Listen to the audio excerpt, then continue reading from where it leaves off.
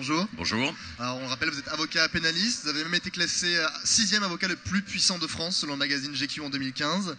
On a pu vous apercevoir dans de nombreuses affaires comme l'affaire Tapie, Tapie Crédit Lyonnais, où vous étiez l'avocat de Christine Lagarde. On va en reparler un peu plus longuement, mais on en discutait un petit peu en loge. Le salon d'agriculture, c'est quelque chose pour vous êtes issu d'une famille très agricole. Ah oui, moi je suis issu d'une famille depuis plusieurs générations d'agriculteurs. J'ai encore un de mes frères qui élève des limousines dans le Cantal, et donc c'est un milieu que je connais quand même assez bien. Vous venez chaque année ?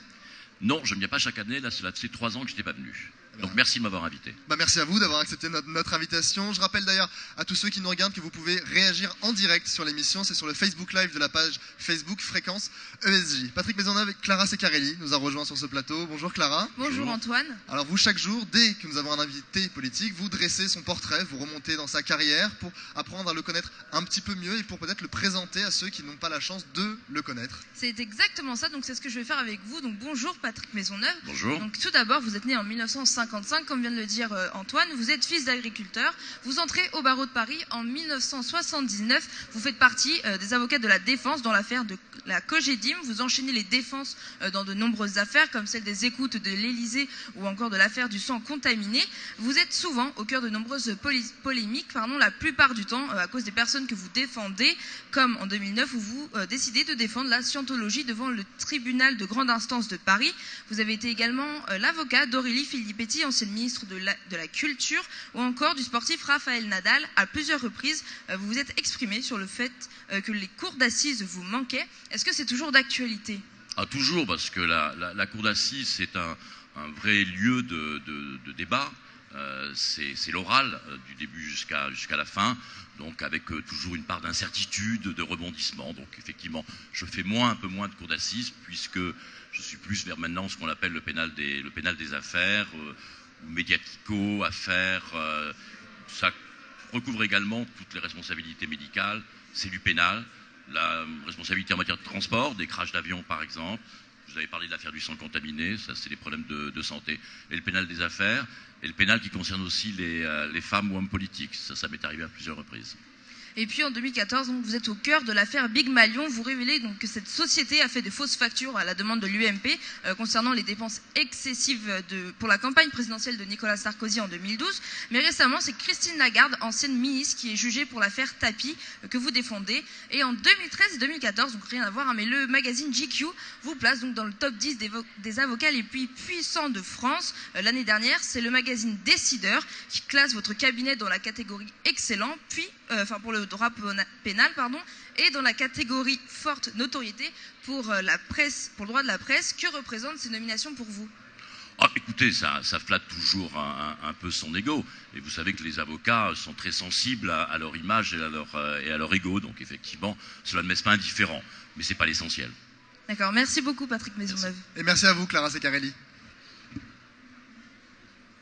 On va partir tout de suite avec vous, Martin Juret. Bonjour Martin. Bonjour Antoine. Bonjour Patrick Maisonneuve. Bonjour. Vous avez quelques questions à poser à Patrick Maisonneuve liées à l'actualité politique. Exactement. On va revenir sur l'actualité politique et judiciaire, puisque ça fait maintenant 25 ans que vous traitez des affaires de ce type, politico-financières, et on est en ce moment au cœur d'une affaire de ce type qui pourrait rebattre les cartes pour l'élection présidentielle.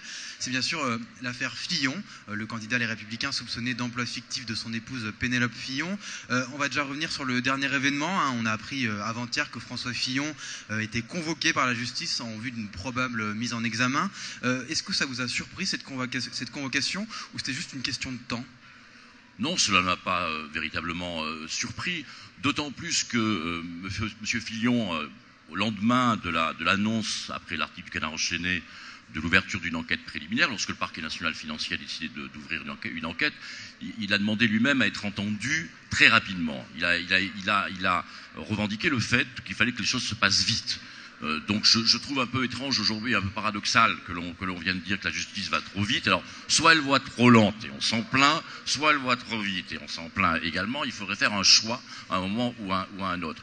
À partir du moment où il y a un juge d'instruction, des juges d'instruction d'ailleurs qui sont désignés, eh bien ils font des choix et ils remplissent leur mission de juge d'instruction. Voilà.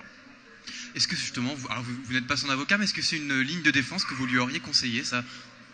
Ah, écoutez, moi je n'ai pas accès à ce dossier, je ne vais pas me substituer à mes confrères. Je ne suis pas certain que j'aurais conseillé des auditions à demander à être entendues aussi rapidement.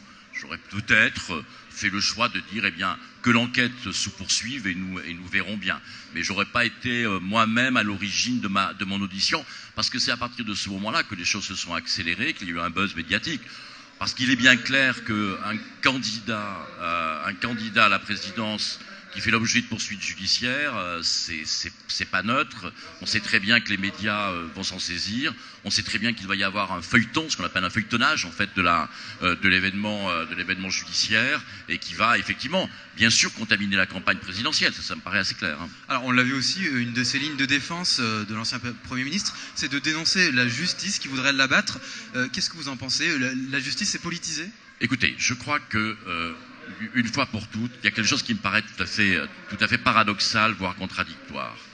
D'un côté, nous avons dans ce pays des responsables politiques qui demandent aux Français, notamment aux jeunes, de bien vouloir respecter les juges et la justice. Et dès qu'un homme ou une femme politique, quel qu'il soit, bien souvent en tous les cas, fait lui-même l'objet de poursuites judiciaires, on appelle à ce moment-là au complot.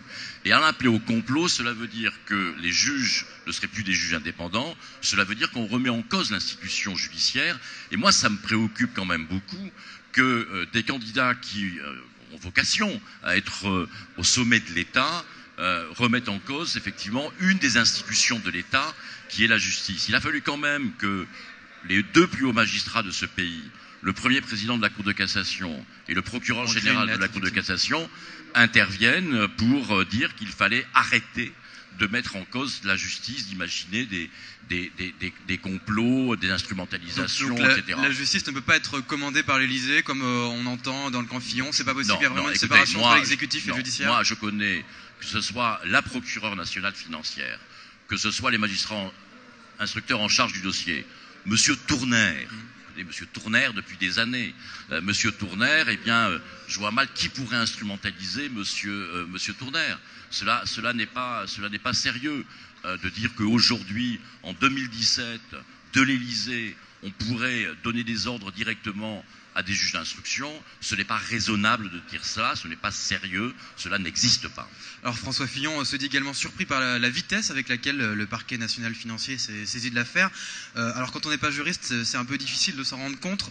C'est vrai, cette saisie elle est rapide, ou alors on est dans un calendrier plutôt habituel ? Attendez, Monsieur Fillon, et encore une fois, moi je ne suis ni pour ni contre, je ne suis pas dans ce dossier, mais il a demandé à être entendu très rapidement. Il y a eu l'article du Canard enchaîné, l'enquête préliminaire est ouverte, et à partir de ce moment-là, Monsieur Fillon demande à être entendu très très vite. Bon, ils l'ont entendu très très vite. J'observe également que, en ce qui concerne la première comparution, parce qu'on dit qu'il va être mis en examen, je rappellerai quand même que le texte prévoit que vous êtes convoqué parce qu'on envisage votre mise en examen, mais il va y avoir un débat, et le juge, à l'issue de ce débat, il a la possibilité soit de mettre en examen, soit de laisser la personne avec un statut de témoin, ce qu'on appelle le témoin assisté d'un avocat, de témoin assisté. Mais j'observe également que les avocats de M. Fillon se sont félicités de l'ouverture de l'information judiciaire, se sont félicités d'avoir un juge d'instruction, parce que c'est vrai que ça leur donne accès au dossier, alors ce qui n'était pas le cas jusqu'à maintenant. Voilà. Mais les sons, je crois, encore une fois, il faut quand même faire très attention. Lorsqu'il y a une institution comme l'institution judiciaire, la mise en cause de cette institution judiciaire par des autorités politiques et donc des autorités morales dans ce pays, normalement, ça a un vrai impact. Vous allez expliquer après à un jeune de banlieue qui va commettre un délit qu'il faut respecter le juge lorsque vous aurez vous-même piétiné le juge et la justice publiquement. Comment on va faire ? L'autre ligne de défense de François Fillon, c'est de dire que personne n'a de droit de regard sur le travail des attachés parlementaires. Sa porte-parole, Florence Portelli, a dit hier sur France Info, un assistant parlementaire peut même être payé à tricoter. La question ici est donc plus morale que légale. Est-ce qu'il faudrait légiférer justement pour que cette situation change ? Parce que c'est quand même de l'argent public, on le rappelle. C'est de l'argent public. Alors ne disons pas qu'il n'y aurait pas de contrôle. Si un parlementaire s'achète une Rolls avec l'argent public, on peut quand même lui demander des comptes. La justice peut demander des comptes à chaque citoyen de ce pays, et donc également aux responsables politiques, encore une fois. Merci Martin Merci Juret. beaucoup Patrick Maisonneuve. Merci. On va passer tout de suite à l'actualité politique avec Mathilde Moreau.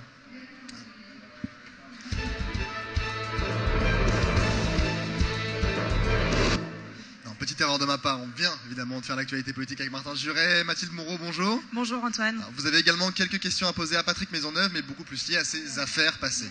Exactement, bonjour. Patrick Maisonneuve. Alors moi je vais commencer par l'affaire Lagarde et Tapie, donc au sujet de l'arbitrage du Crédit Lyonnais. Christine Lagarde a été reconnue coupable en décembre dernier, mais dispensée de peine. Pourquoi est-ce possible d'être condamnée mais dispensée de peine? Comment ça se fait? Ça, c'est une question qu'il faudrait poser à celles et ceux qui ont pris cette décision. J'étais quand même devant une juridiction dans la défense de Christine Lagarde, qui est la Cour de justice de la République. Chacun s'accorde à dire que cette juridiction n'a pas beaucoup de sens. Et moi, c'est la deuxième fois que j'ai une dispense de peine devant la Cour de justice de la République, parce que j'ai été l'avocat de Edmond Hervé, ancien maire de Rennes, ancien ministre de la Santé, il y a des années. Une décision identique avait été prise, qui n'est pas compréhensible. Je le mesure tout à fait.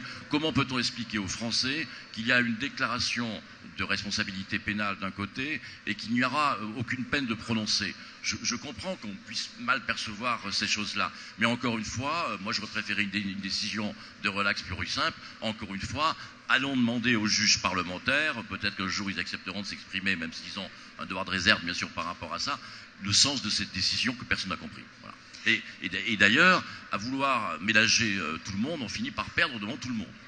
Justement, une pétition a été lancée 2 jours après cette décision, donc reconnue coupable mais dispensée de peine.